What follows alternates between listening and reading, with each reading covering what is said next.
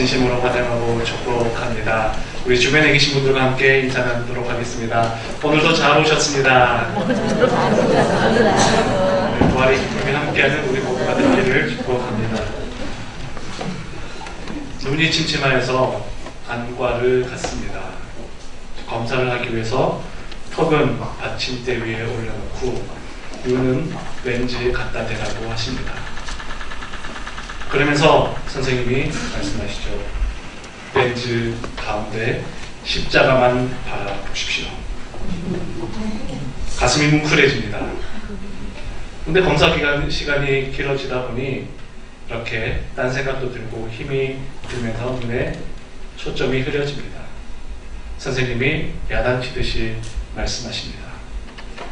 다른 생각하지 마시고 다른 곳 쳐다보지 마시고 십자가만 바라보십시오. 안과 선생님의 말씀이 내 눈만이 아니라 내 가슴과 내 영혼까지 맑게 씻어주는 듯 합니다. 십자가만 바라보는 것, 그것이 우리 삶의 목표가 되어야 할 것입니다. 아멘. 우리 삶이 지치고 우리의 인생이 흐려지고 우리의 인생의 목적이 보이지 않을 때에 십자가를 바라본다면 그 십자가를 통해서 내 삶의 의미를 다시 깨닫게 되고 내가 무엇을 위해 살아야 하는지, 내가 지금 무엇 때문에 살고 있는지 그것을 우리는 다시 깨닫게 됩니다. 예수님이 십자가에 못 박혀 돌아가신 이후 제자들은 두려움과 불안함에 쌓였습니다. 내가 곧 길이요 진리요 생명이라 말씀하셨지만 제자들은 길을 잃은 듯이 방황합니다. 예수님께서는 내가 너희를 고아와 같이 버려두지 않으리라, 내가 다시 너희에게 오리라 말씀하셨지만 제자들은 부모 잃은 고아처럼 방황합니다. 실망과 좌절, 그리고 그것을 넘어서서 두려움과 공포감에 쌓여있는 제자들, 그들은 한 집에 모여서 문을 닫아놓고 그렇게 걱정하며 한숨 짓고 있었습니다. 오늘 본문을 보게 되면 문을 닫았다라고 하는데 이 문은 단수가 아니라 복수형으로 쓰여졌습니다. 집 안에 있는 모든 문들을 다 닫고 다 꼭꼭 걸어 잠그고 제자들이 모여 있었던 것이죠. 혹 유대인들이 우리를 잡아가지는 않을까, 혹 우리도 신문을 받고 혹시 십자가에 달리지는 않을까, 그런 걱정과 염려가 제자들에게 있었던 것입니다. 오늘 본문 앞 내용을 보게 되면 막달라 마리아가 이미 예수님이 부활하신 모습을 보았습니다. 막달라 마리아가 예수님 부활하신 모습을 보고는 이미 제자들에게도 이야기를 해 주었습니다. 제자들은 막달라 마리아를 통해서 예수님 부활하신 소식을 들었지만 그것을 믿지 못했습니다. 분명 내가 주를 보았다라고 막달라 마리아가 이야기했지만 어떻게 예수님이 다시 살아날 수 있을까 의심했던 것이죠. 예수님께서는 돌아가시기 전 제자들에게 수차례 순환 예고를 하셨습니다. 내가 십자가에 못 박혀 죽게 될 것이다. 그렇지만 사흘 후에 다시 살아날 것, 그것까지 예수님께서는 함께 말씀하셨습니다. 예수님께서 이렇게 다시 살아나실 것을 말씀하셨지만 다시 살아나실 것에 대한 소망도 믿음도 확신도 제자들에게는 없었던 것이죠. 그저 예수님께서 돌아가셨고 혹시 우리들도 유대인들에 의해 잡혀서 고난당하지는 않을까, 그 두려움만 있었을 뿐입니다. 내가 주를 보았노라 분명 이야기했던 막달라 마리아의 그 이야기도 믿지 못한 채 우리는 흔히 생각하기를 도마가 예수님의 부활을 믿지 못했다라고 생각하지만 예수님의 부활을 믿지 못했던 것은 도마만이 아니라 다른 모든 제자들 역시 예수님의 부활을 믿지 못한 채 있었습니다. 그런데 그때 예수님께서 그들에게 다가오셨습니다. 그들은 모든 문을 다 잠그고 있었지만, 모든 문을 꼭꼭 닫고 있었지만 예수님께서 그들이 모여있는, 제자들이 모여있는 그 집 한가운데로 들어오셔서 말씀하십니다. 너희에게 평강이 있을지어다. 너희에게 평강이 있을지어다. 제자들은 깜짝 놀랍니다. 우리가 분명 문을 닫고 있었는데 예수님께서 어떻게 들어오셨을지, 누가복음 기록에 의하면 제자들은 영으로 예수님이 나타나신 것이다 생각했다고 기록되어져 있습니다. 쉽게 말하면 환상을 보았다 생각했던 것이죠. 그렇지만 예수님께서는 환상으로, 영으로 제자들에게 다가가신 것이 아니라 실제적으로 그들 가운데 함께 하셨습니다. 제자들은 두려움과 공포감에 휩싸여서 숨어있고 피해있고 문을 꼭꼭 걸어 잠그고 있었지만 예수님께서는 제자들에게 나타나셨습니다. 시편 139편을 보게 되면 내가 하늘에 올라갈지라도 하나님이 거기 계시며 내가 스올에 내려갈지라도 거기에서도 하나님이 계시며 내가 바다 끝에 거할지라도 주의 손이 나를 붙드시나이다 라고 고백합니다. 제자들의 심정이 지금 바다 끝에 거한 것 같고 스올에 떨어진 것 같은 그런 참담한 심정 가운데 있었지만 불안과 두려움에 쌓여있는 제자들에게 예수님께서 다가오셨습니다. 너희에게 평강이 있을지어다. 지금 두려워하고 공포감에 쌓여있는 제자들에게 가장 필요했던 것이 바로 예수님이 함께 한다는 그 평안입니다. 예수님이 다시 살아나셨다라고 하는 그 부활의 복된 소식이 필요했습니다. 두렵고 떨리는 마음으로 우리의 인생이 어떻게 될까 걱정하고 염려하는 제자들에게 우리 주님께서 함께 하시며 너희에게 평강이 있을지어다 말씀하셨습니다. 영으로 보고 있다라고 생각하는 제자들에게 예수님의 못자국과 창자국을 보여주셨습니다. 못자국과 창자국의 그 표시가 무엇이겠습니까? 예수님께서 실제로 살아나셔서 지금 너희와 함께하고 있다라고 하는 그 증표가 되었던 것입니다. 지금까지 역사적으로 보게 되면, 기독교 역사적으로 보면 예수님 부활에 대한 많은 의심과 많은 논란들이 있어 왔습니다. 많은 이단들이 예수님의 부활은 진짜가 아니다 라고 그렇게 이야기합니다. 예수님이 진짜 죽으신 것이 아니라 잠깐 기절하셨다, 그렇게 생각하는 사람도 있습니다. 십자가에 달려 돌아가신 분이 예수님이 아니라 십자가를 대신 진 구레네 사람 시몬이었다라고 말하기도 합니다. 그리고 예수님이 돌아가신 건 맞지만 부활하신 것은 아니다. 그리고 시체를 누군가가 제자들이 빼돌렸을 것이다 말하기도 합니다. 이렇게 여러 가지 많은 이야기들로 예수님의 죽음과 부활을 반박하지만 예수님의 못자국 그리고 예수님의 창자국은 실제 예수님께서 십자가에서 돌아가셨음을 보여주는 증표이며 다시 살아나신 것에 대한 확실한 모습으로 우리에게 보여주신 것입니다. 이렇게 부활의 주님을 만나고 예수님의 말씀을 들은 제자들은 이제서야 기뻐합니다. 부활에 대한 소망도 없었고 기대감도 없었지만 두려움으로 공포감으로 그들의 마음의 문까지 모두 걸어 잠근 제자들이었지만 예수님께서 제자들에게 먼저 다가가셨습니다. 예수님은 충분히 제자들을 꾸짖으실 수도 있는 상황이었다 생각되어집니다. 너희 믿음이 이것밖에 되지 않느냐? 내가 뭐라고 했더냐? 내가 사흘 만에 다시 살아난다 분명히 이야기하지 않았느냐? 근데 그것을 왜 아무도 믿지 않았느냐? 내가 분명 막달라 마리아에게 나타나서 다시 살아나시는 모습을 보여주었는데 너희들은 여전히 믿지 못한 채로 있었구나. 너희 믿음이 그것밖에 되지 않느냐? 왜 내 말을 믿지 못하느냐?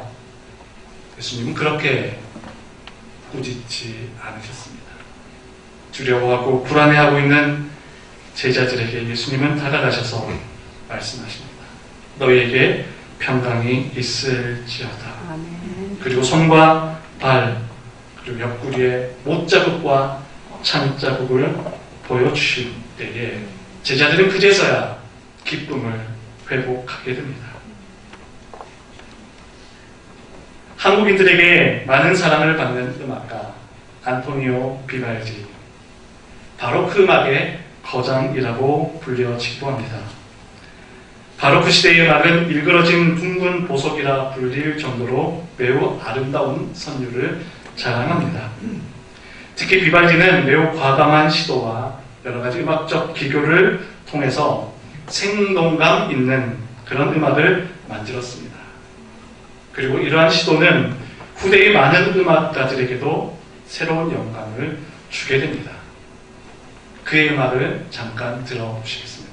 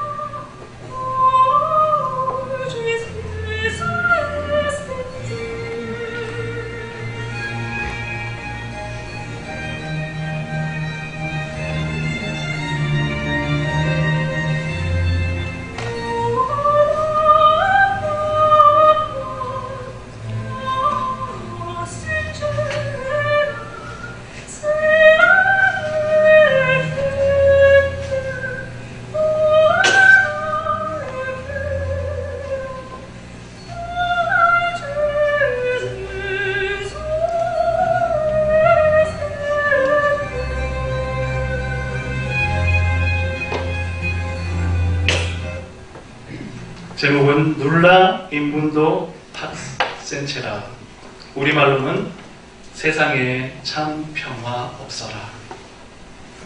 참 아이러니합니다. 그의 음악을 듣고 있노라면 마음이 평안해지고 차분해집니다.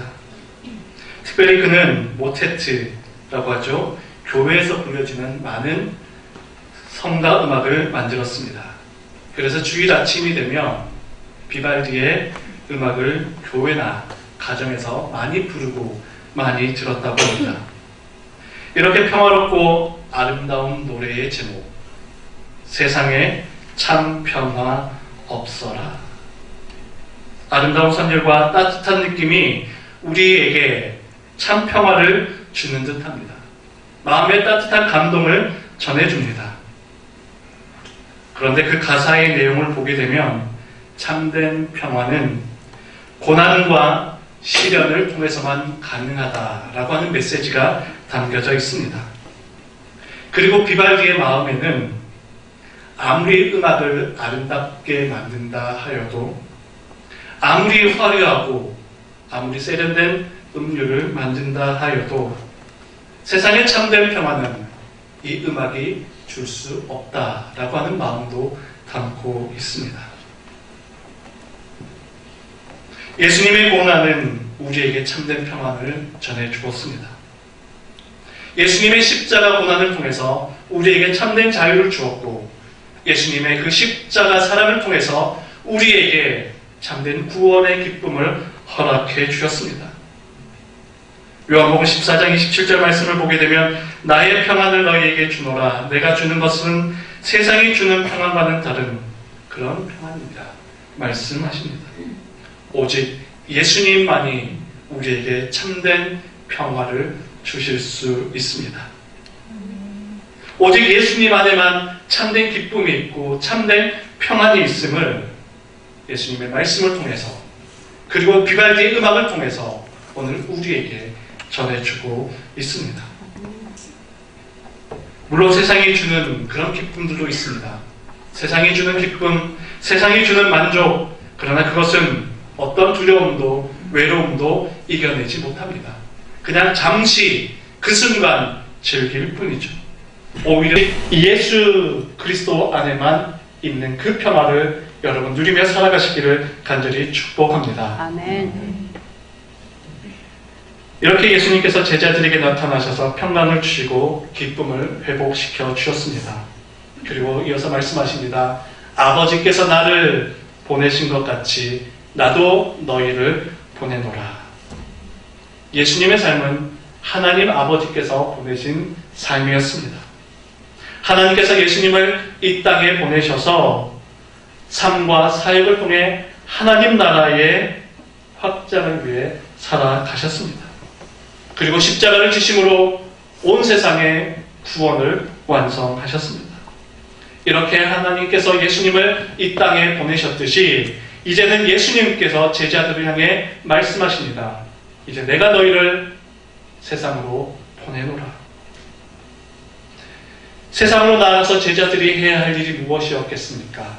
제자들이 보고 경험한 예수님의 그 사랑, 제자들이 보고 목격했던, 체험했던 예수님의 그 부활의 소식을 이제는 제자들이 세상으로 나아가 전해야 하는 것입니다. 예수님이 주신 그 평안과 기쁨을 세상 가운데 여전히 신음하고 아파하고 절망 속에서 죽어가고 있는 세상의 많은 사람들에게 참된 평안과 참된 기쁨을 이제 나누어 주기를 원하셨던 것입니다. 그런데 예수님께서는 제자들을 세상으로 보내면서 제자들만 보내지 않으셨습니다. 바로 세상으로 나아갈 수 있는 힘과 원동력을 주시는데 성령의 능력을 더해 주셨습니다. 그들을 향하사 숨을 내쉬며 이르시되 성령을 받으라. 부활하신 예수님께서 제자들에게 하신 능력의 말씀입니다. 그들을 향하여 숨을 내쉬며 이르시되 성령을 받으라. 여기서 숨을 내쉬다라고 하는 이 표현은 생명을 의미합니다. 성경에 보게 되면 숨을 내쉬다라고 하는 표현들이 곳곳에 나오고 있는 것을 보게 되는데요. 창세기 2장을 보면 하나님께서 사람을 만드시고 하나님의 숨, 생기를 불어넣어 주셨습니다. 흙으로 사람을 만들었다라고 해서 바로 사람이 되고 생명을 얻게 된 것이 아니라 하나님께서 다 만드신 그 사람에게 생기를 불어넣으셨을 때에 생명, 즉 사람이 살게 되었습니다. 그리고 에스겔 37장에 보면 하나님께서 에스겔에게 환상을 보여주시죠. 마른 뼈들이 살아나는 환상을 보여주시는데 그 마지막에 하나님께서 생명, 생기를 불어넣으시게 되자 그제서야 그 마른 뼈들이 살아나서 군대가 되는 그 환상을 보여주십니다. 이처럼 하나님의 숨결, 예수님의 숨결은 바로 생명을 의미합니다. 죽었던 존재가 다시 살아나는 것, 생명이 없던 것에서 새로운 생명을 얻는 것, 그것이 바로 하나님의 숨결입니다. 지금 예수님께서 제자들을 향해서 숨을 불어넣으셨다. 그리고 성령을 주셨다라고 하는 것은 제자들이 부활의 소망으로, 부활의 생명으로 다시 일어서서 성령의 능력으로 세상을 향해 나아가고 있음을 말씀해주고 있습니다. 오늘 예수님께서 그 생명을 저와 여러분들에게 동일하게 허락해 주실 줄 믿습니다. 우리를 향하여 숨을 내쉬며 우리에게 하나님의 생기를 불어넣어 주시고 우리에게 말씀하십니다. 성령을 받으라. 여러분 모두에게 하나님 주시는 참된 생명, 예수님의 그 성령의 능력이 함께하기를 간절히 축원합니다. 그 생명으로 살아간다면 죽음과 같은 그 고통의 자리에서도 우리는 일어설 수 있습니다. 좌절과 절망의 자리에서도 우리는 새 힘을 안고 일어설 수 있습니다. 거칠고 힘든 이 세상 속에서 살아갈 때에 나 혼자의 힘이 아니라 생명이 되신 하나님, 성령님이 주시는 그 힘으로 우리는 다시 일어서서 우리가 가야 할 그 믿음의 길, 그 사명의 길을 걸어갈 수 있습니다. 사도행전 1장을 보게 되면 제자들이 마가의 다락방에 모여 있다라고 나와 있습니다. 그것을 볼 때에 지금 오늘 이 사건이 일어난 장소 역시 바로 마가의 다락방임을 알 수 있습니다. 마가의 다락방에서 시작된 성령의 역사가 사도행전에서는 이제 오순절 성령 사건으로 이어지고, 그 오순절 성령 사건이 결국 세계 선교를 향한 힘찬 원동력이 되는 것을 보게 되는데, 결국 오늘 본문에서 일어난 이 사건의 모습이 교회의 모태가 된다, 교회의 모판이 된다라고 하는 것을 우리는 볼 수 있습니다. 그렇다면 교회가 궁극적으로 회복하고 경험해야 될 것은 무엇인가? 바로 부활의 증인이 되는 것입니다. 부활하신 예수님을 만나는 것이 바로 교회가 되어야 합니다. 그리고 예수님께서 주시는 참된 평강과 기쁨을 누리는 것이 교회가 되어야 합니다. 그리고 하나님 주시는 생명을 가지고 성령의 능력을 가지고 세상으로 나아가서 우리가 전해야 할 예수님의 그 사랑을 경험하고 누리는 곳이 바로 교회가 되어야 합니다. 오늘은 부활주일이면서도 우리 창신교회 창립 26주년 되는 그런 뜻깊은 날입니다. 26년 전 1997년 4월 13일 하나님께서 우리 창신교회를 세워주셨습니다. 이 창신교회를 통해서 이 땅 가운데에 많은 영혼들을 구원하고 다음 세대에 하나님의 사랑을 전하고 가르쳐야 하는 그 사명을 우리에게 주셨습니다. 115년 전 1908년 호주 아담슨 선교사님을 통해서 그 당시 참 암울하고 어둡고 여러 가지로 척박했던 이 땅에 하나님께서는 창신학원을 세워주셨습니다. 가난과 억압과 어둠이 가득했던 그곳에 부활의 소식을 이 땅 가운데 전해주셨습니다.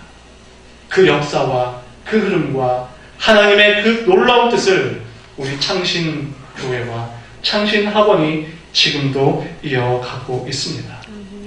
바라기는 우리 창신교회 가운데 하나님의 숨결이 가득하기를 소원합니다. 하나님의 생명이 가득하기를 원합니다. 하나님의 숨결과 하나님의 생명이 가득하여져서 죽어가고 있던 우리 심령 가운데 하나님의 은혜가 임하고, 지금도 신음하고 아파하고 어둠 가운데 절망하고 있는 이 땅의 많은 이들에게 부활의 소식을 전해주므로 참된 생명을 나누어 주어야 할 것입니다. 또한 자라나고 있는 이 시대의 학생들과 청소년들에게 하나님의 말씀을 가르치고 하나님의 사랑을 전해주어야 할 그 시대적 사명이 우리 창신교회에 있음을 우리는 기억해야 합니다. 예수님께서 제자들에게 나타나셨을 때에 오늘 본문을 보게 되면 예수님께서 제자들 가운데 서서 말씀하셨다라고 기록하고 있습니다. 우리 창신교회 가운데 계신 분이 누구입니까? 바로 예수님입니다. 가운데 계시다라고 하는 것은 누구나 다 예수님을 바라볼 수 있는 곳이고, 누구나 다 예수님을 그 말씀을 들을 수 있는 곳입니다. 누구나 다 가장 가까운 곳에서 예수님을 만날 수 있는 곳이며, 또 이 교회의 이 모임의 중심이 주인이 예수님이심을 보여줍니다. 우리 창신교회 가운데 서서 중심에 서서 주인 되신 예수님께서 오늘도 우리에게 말씀하십니다. 너희에게 평강이 있을지어다. 그 평강과 기쁨으로 부활의 증인된 삶을 살아가시는 여러분 모두 되시길 간절히 축원합니다. 기도하겠습니다. 살아계신 하나님 아버지, 부활하신 예수님께서 제자들에게 나타나셔서 너희에게 평강이 있을지어다 말씀하시며 제자들에게 부활의 기쁨과 또한 예수님께서 주신 그 사명을 잘 감당해 갈 수 있도록 성령의 능력을 더해 주신 것을 바라보며 오늘 우리도 부활의 기쁨이 충만한 삶이 될 수 있도록 인도하여 주시옵소서. 우리 삶의 자리에서 예수님의 그 평강을 전하고 예수님의 사랑을 전하는 능력의 삶이 될 수 있도록 인도하여 주시옵소서. 특별히 26년 전 창신교회를 세우신 것을 참으로 감사합니다. 우리 창신교회를 통해서 지역 복음화와 민족 복음화와 우리 창신학원을 비롯한 많은 다음 세대에 자라나는 우리 자녀들에게 하나님의 사랑을 가르치고 보여주는 귀한 교회로 성장해 갈 수 있도록 인도하여 주시옵소서. 예수님 거룩하신 이름으로 기도하옵나이다. 아멘.